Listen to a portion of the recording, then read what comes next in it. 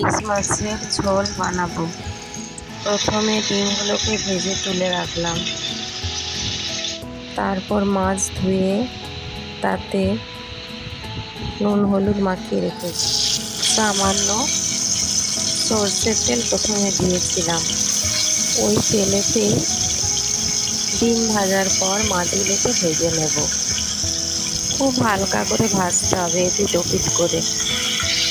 এক পাশটা ভাজা হয়ে গেলে খুব আলতো করে উল্টে অন্য পাশটাও খুব হালকাভাবে ভেজে নেব। বেশি কড়া করা যাবে না। এই মাছগুলোকে হালকা করে ভাজলেই রান্নাটা খুব ভালো হবে। একটা পেঁয়াজ ও টমেটো ছোটো টুকরো টুকরো করে কেটে নেব। কাঁচা লঙ্কা চিড়ে নেব। মাছগুলো ভাজা হলে তুলে রাখতে হবে।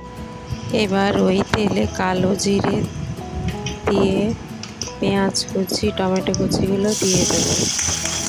কিছুক্ষণ ওগুলো নাড়ানাড়ি করে ভেজে নেব ভালো করে।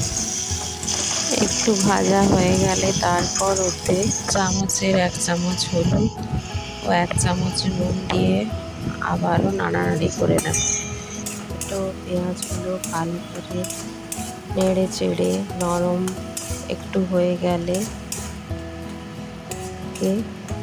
একটা বেগুন ও একটা আলু লম্বা লম্বা করে কেটে রেখেছি, ওইগুলো ওই একটু তেলের মধ্যে দিয়ে আবারও ওগুলোকে ভালো করে ভেজে নেব। ও আলুগুলোকে ভালো করে একটু ভেজে নেব। নুন আরও 1 চামচ দেব। তারপরে ভাজা হয়ে গেলে একটু জল ঢেলে দেবো। আলুগুলো যাতে ভালোভাবে সেদ্ধ হয়ে যায়, সেই জন্য এটায় চাপা একটু দিয়ে একটু সেদ্ধ করে নেব। নুন আলু কিছুটা সেদ্ধ হয়ে গেলে এরপরে মাছগুলো দিয়ে নেড়ে আবার এটাকে ফুটিয়ে নেব কিছুক্ষণ, 10 মিনিটের মতো। ফুটে গেলে এটাকে আবারও নেড়ে ওলট পালট করে দেব।